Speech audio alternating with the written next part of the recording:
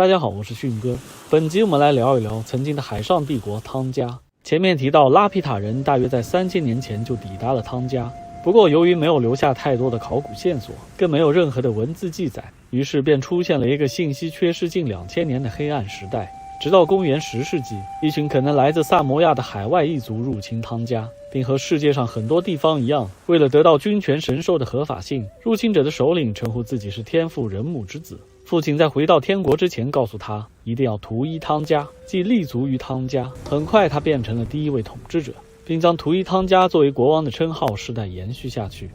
接下来不到200年，他们就构建出了一个威震八方的汤加帝国，吞并了周边广袤的海域。上集提到的斐济就多次遭到汤加的侵略，本名 Viti 也被汤加语的斐济替代，最后被库克船长录入航海日志，带回欧洲流传至今。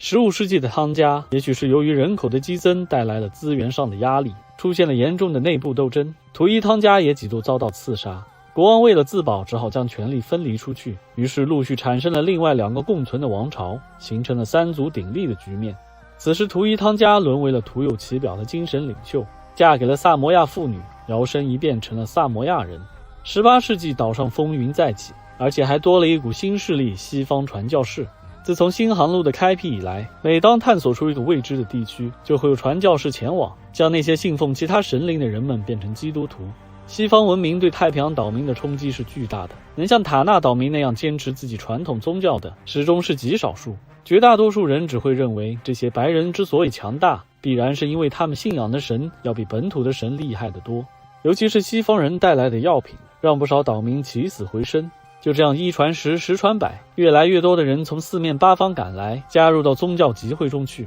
不过要改变一个当地的信仰，也并没有那么简单。汤加的贵族阶级很快意识到，自己世代享有的特权已经时日无多，顽强抵抗基督教。但最终由于本土的多神信仰对下层民众的社会地位没有保障，还是被基督教占了上风。总之，在传教士的不懈努力下，今天整个太平洋地区的岛民几乎都皈依了基督教的各宗派。有意思的是，夹杂在传教士与岛民之间的还有另一个群体，那就是从澳大利亚偷渡到各岛屿的流放犯们，以及一些遇难捕鲸船的幸存者。他们得到了当地部落的收容，在岛上结婚生子，学习语言，甚至加入本土战争，让他们第一次感受到了幸福与荣誉。这对曾经的这些欧洲底层阶级来说是不可想象的。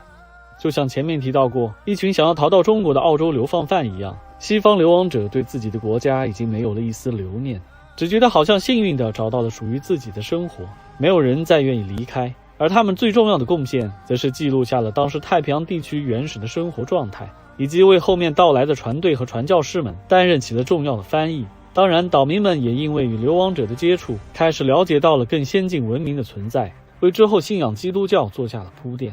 传教士的到来对3足鼎立的汤加也有了颠覆性的影响，其中一方决定彻底改投基督教，并在西方人的帮助下一统汤加。1845年，第一任国王图普一世建立了延续至今的讨伐阿豪王朝。也正是这个统一的王权，让汤加在遇到外界入侵时，不像太平洋其他岛国多部族共存那样容易被挑起矛盾，各个击破。尽管汤加先后被荷兰、英国、西班牙入侵，但却是太平洋群岛里唯一一个从没有被正式殖民过的地区。那它又是如何在列强的夹缝中生存下来的呢？除了王权的统一且成为基督教国家以外，为了能够得到国际社会的认可，图普一世还引入了英国3权分立的法律系统，并成为太平洋岛国中唯一的君主立宪制国家。然后和英国建立条约关系，严格遵守条款，一点一点争取权益，最终成功地防止了自己被强权吞并。因此今天图普一世一直都是汤加人民心目中的英雄。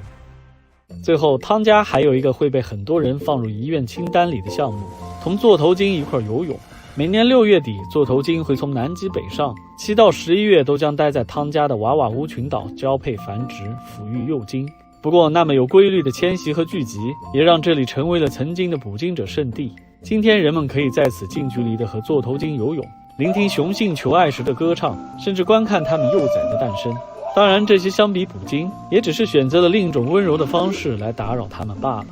欢迎关注、转发和留言。下一集我们将到隔壁的萨摩亚去看一看。